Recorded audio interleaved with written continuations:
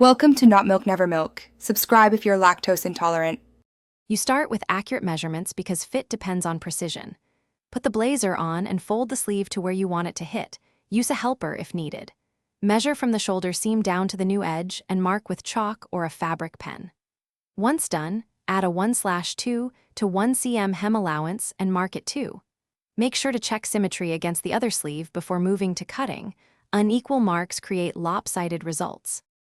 You now work on the sleeve off the body for control and neatness.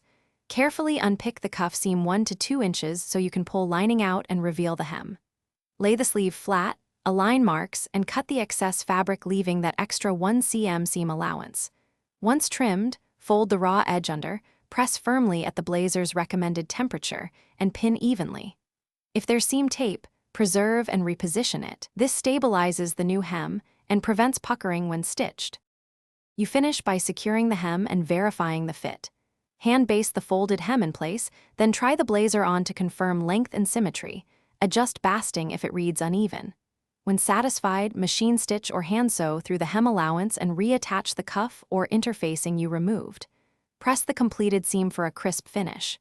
If puckering appears, release roughly 0.5 cm of the stitch, repress flat, and resew with a